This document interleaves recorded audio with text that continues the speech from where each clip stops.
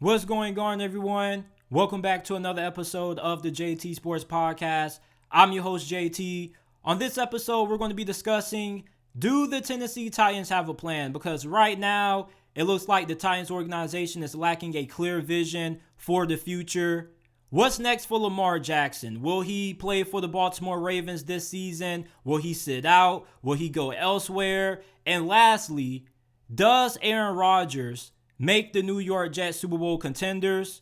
Before we get into it, if you haven't already, make sure that you check out the JT Sports Podcast, available on all podcasting platforms: Apple, Google, Spotify, Amazon, wherever you get your podcast from. You can find the JT Sports Podcast. If you enjoyed this episode of the pod, leave us with a 5-star review. We would greatly appreciate it. Share this episode on your social media platforms with your friends, family members, and acquaintances. Do the Tennessee Titans have a plan? Because right now, this organization looks like they lack a clear vision for what they want to do going into the future. So they approached Kevin Byard, one of the best players on their team, one of the best safeties in the NFL, and they asked him, "Hey, Kevin, are you willing to take a pay cut for us?" And of course, Kevin Byard responds, he says, "Hell no, I ain't taking no pay cut. Did you see what I did on the field last year? My play does not warrant me taking less money." And now, the Tennessee Titans and Kevin Byard are at a crossroads. And for any of you guys who are trying to get mad at Kevin Byard, you should be getting mad at the Tennessee Titans, because the fact that they even had the nerve to approach Kevin Byard to take a pay cut shows you that this franchise right now doesn't know what they want to do moving forward going into the future. Are they trying to rebuild or retool? Because if you're trying to rebuild, then it makes no sense keeping around guys like Kevin Byard, Ryan Tannehill, and Derrick Henry. Kevin Byard has a cap hit this year of $19.6 million. If Tennessee moves on from him, they can free up $13.6 million in cap space. Ryan Tannehill's cap hit for this year is $36.6 million, but they can free up $18.8 million if they move off of him. Same thing with Derrick Henry. They can save $10.7 million in salary cap space if they move on from King Henry, because his cap hit for this season is $16.3 million. If you're trying to free up salary cap space, you might as well just go ahead, part ways with the vets on your team, try to get some draft compensation in exchange for them, and also look for the future. Now, if you're trying to retool and you're still trying to compete, then you need to do more, because signing guys like Andre Dillard, Arden Key, Sean Murphy-Bunting, Azeez Al-Shire, they're not going to move the needle enough for you to be able to win the AFC South or compete for a championship. The moves that the Tennessee Titans are making right now, they're not bad moves. As a matter of fact, I like the signing of Azeez Al-Shire, Sean Murphy-Bunting, and Arden Key. But these are moves that the Titans are making to stay afloat. They're just trying to stay somewhat relevant. And that's the problem with the Tennessee Titans. Right now, they're just trying to do enough to stay afloat. And they're not making the necessary moves needed to be able to compete in the AFC South for the number one spot with the Jacksonville Jaguars. The Jaguars have Trevor Lawrence, who right now is in ascension mode. And the Jaguars, from a roster standpoint, are way more talented than the Tennessee Titans. They have a better offensive line. They have a better group of wide receivers. Now, their defense may not be as good as Tennessee's, but overall, the Jacksonville Jaguars just have a way better roster than the Tennessee Titans. And no matter what the Titans do in free agency or in the draft, their roster come the start of the 2023 NFL season still isn't going to be able to compete with the Jacksonville Jaguars for the AFC South title. Anytime you have a team that has a young quarterback and Trevor Lawrence that's in ascension mode, you also need to have a young quarterback yourself that also is ascending. And for the Tennessee Titans, they currently have Ryan Tannehill and Malik Willis on the roster. Ryan Tannehill isn't getting any younger, and he definitely isn't a guy who's going to be able to help you go toe-to-toe with a guy like Trevor Lawrence. If you are trying to rebuild, move on from Ryan Tannehill. Just go ahead and go with Malik Willis. You have nothing to lose by starting Malik Willis this year. Either Malik Willis proves to you that he can be your franchise quarterback moving forward for the next couple of years, or he's going to be bad enough to put you in position to get one of the top 3 draft picks in the 2024 NFL draft, which potentially can give you Caleb Williams or Drake May. But if you're trying to retool, then you keep Ryan Tannehill and you try to upgrade around him. You try to bring in a true number 1 wide receiver to pair alongside of Treylon Burks while he continues to develop. You continue to improve the offensive line and you keep Derrick Henry. But if you're a team that wants to rebuild, trade your vets. Try to get some draft capital in return for them and try to free up more cap space so when next year's offseason comes around and the 2024 free agency period comes, you have a lot of money to spend to improve your franchise. The Titans, I don't think, are ever going to be bad enough to be in position to land one of the top quarterbacks in any NFL draft, because I just think that Mike Vrabel is just way too good of a head coach for that to happen. I've said this several times, I'm going to say it again. I feel like no team embodies the personality of their head coach better than the Titans. Mike Vrabel is a fantastic head coach. I think he's one of the most underrated head coaches in the game. I don't think that he's going to have Tennessee in a position where they're going to be picking high in the draft, at least in a spot where they could potentially land Caleb Williams or Drake May next year. So if the Tennessee Titans are going to rebuild, they got to do it the right way. They can't approach their vets and some of the core guys on their team and ask them to take pay cuts. If you're going to rebuild, you got to trade those guys away and you got to get draft compensation for them. What the Titans are trying to do right now, they're just trying to do bare minimum what's needed to stay afloat. And what are they trying to do? Are they trying to compete for a Super Bowl, or are they just trying to compete for one of the last seeds in the AFC wild card? Are they trying to compete for the 6 or 7 seed, or are they trying to get back to the AFC Conference Championship game again? The moves that the Titans are making right now kind of give me a lot of concerns about the direction that this organization is heading. Because right now, although they're not making bad signings, the signings that they have made, can you truthfully tell me, if you are a Titans fan, that signing Andre Dillard, Arden Key, Azeez Al-Shai, and Sean Murphy-Bunting puts you in a position where you can win a Super Bowl? I don't think so. For the Titans right now, it looks like they don't have a clear direction and they don't have a clear vision for where they want to go. If you want to rebuild, then rebuild. Go all in. The Titans look like they're a little scared. You have so many vets that are getting up there in age that you could get pretty good compensation for. But yet, they demand a big portion of your salary cap. And you still have to improve at other positions.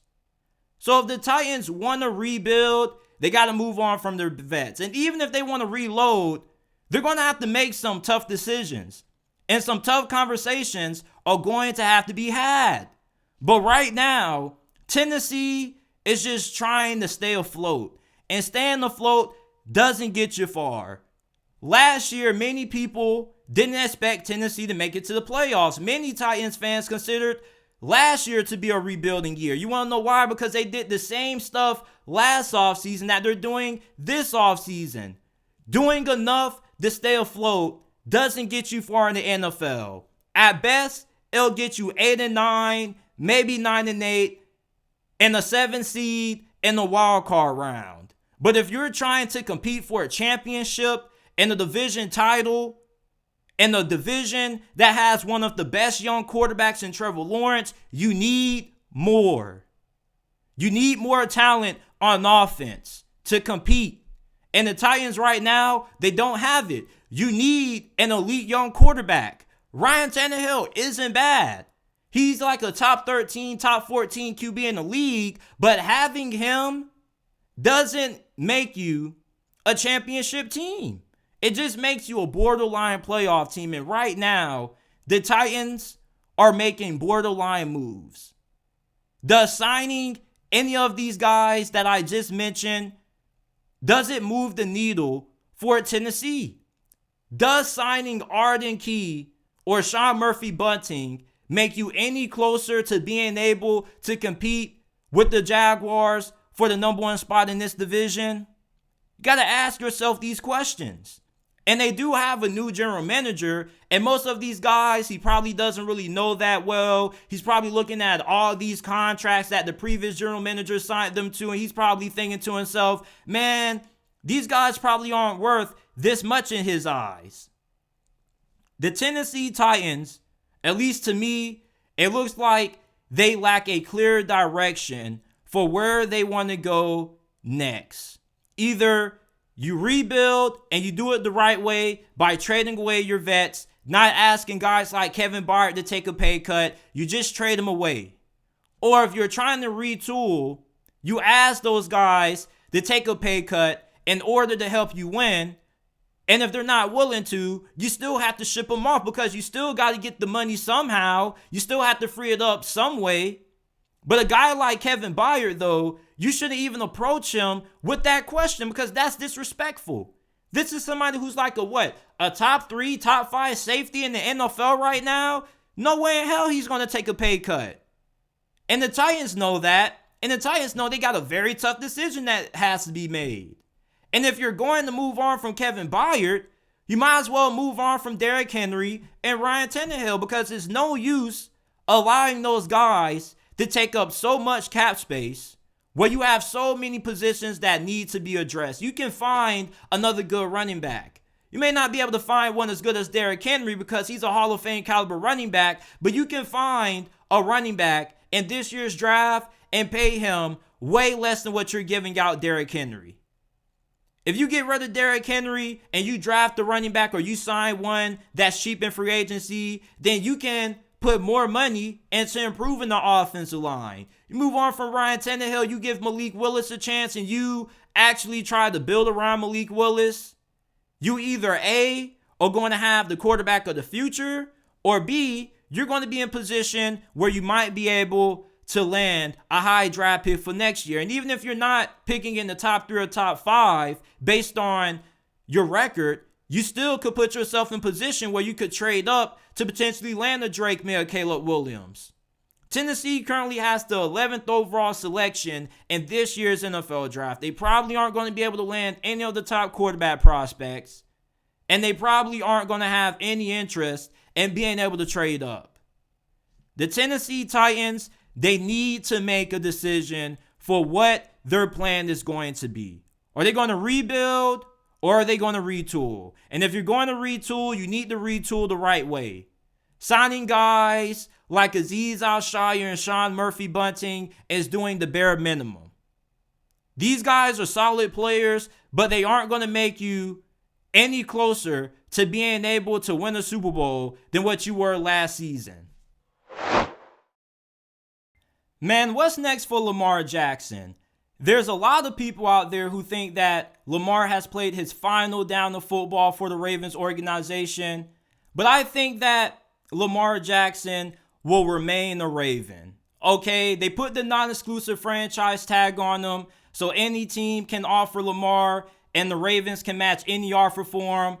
I am going to have a hard time seeing the Ravens letting Lamar Jackson walk away. Even if they do get 2 first-round picks in return for him, I think he means way too much to that franchise, way too much to that locker room. I mean, you see all kinds of issues starting to pop up between the Ravens players, and the front office of Baltimore. I think Lamar Jackson is going to stay in Baltimore. And if you feel like the relationship between Lamar and Baltimore is beyond repair, you got some good points. Okay, this has gotten a little personal with Lamar Jackson representing himself, not having an agent.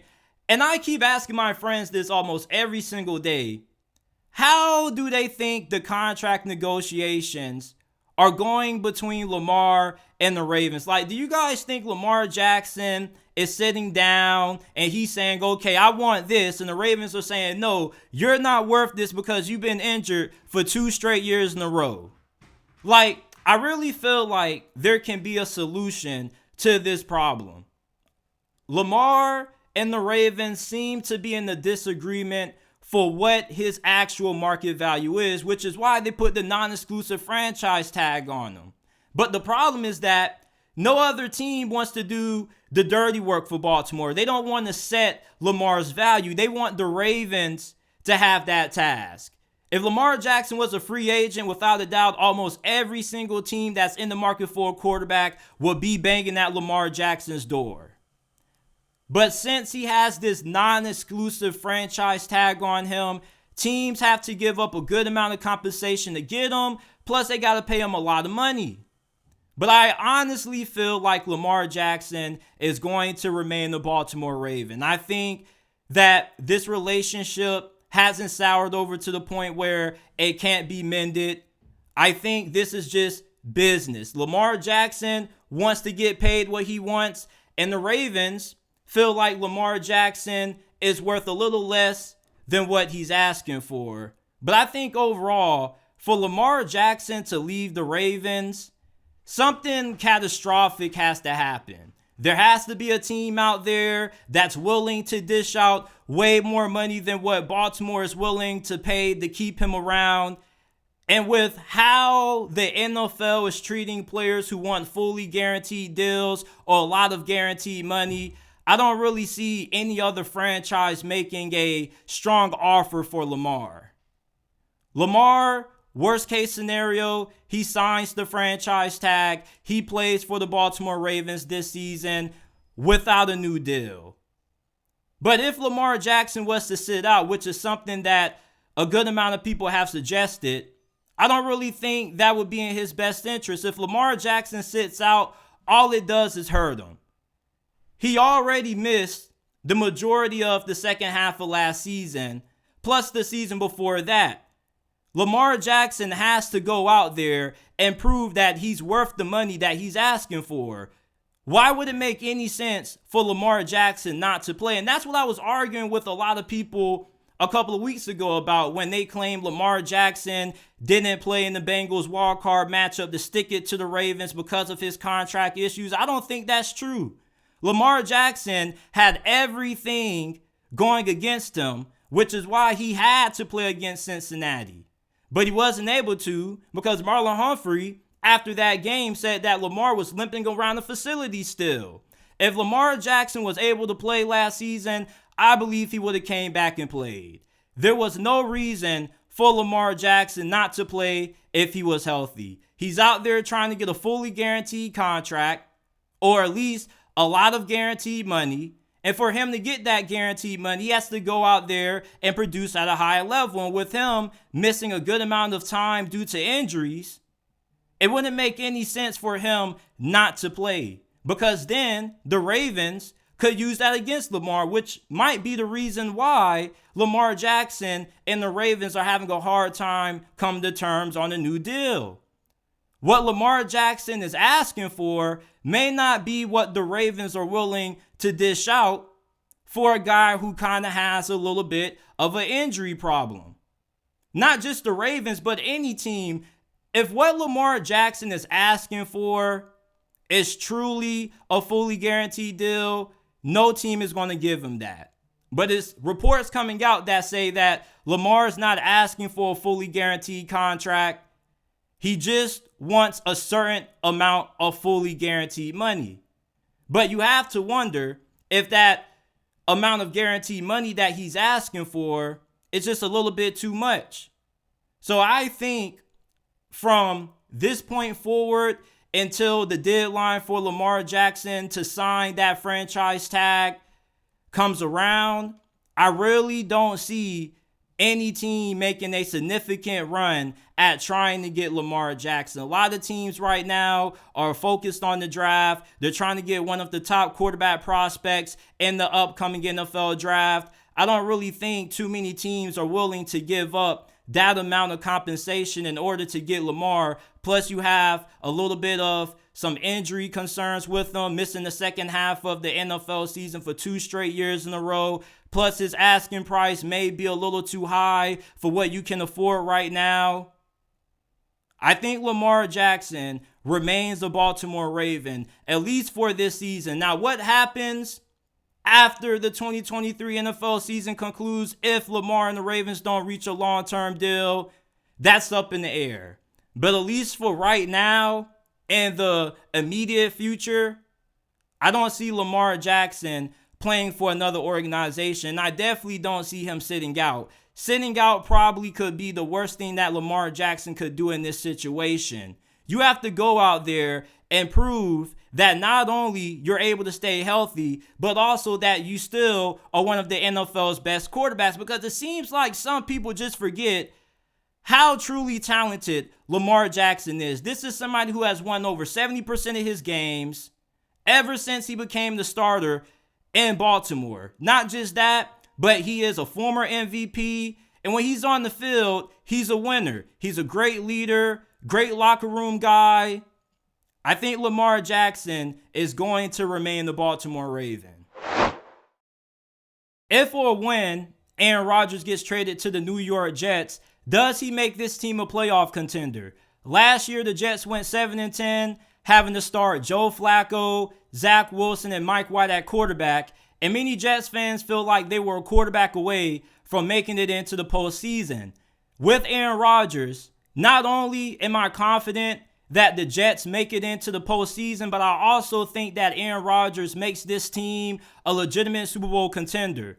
When you look at their roster on offense, they have one of the best receiving corps in the whole entire NFL. You got Garrett Wilson, Corey Davis, you got Alan Lazard, who you recently signed in free agency, a guy who Aaron Rodgers has really good chemistry with.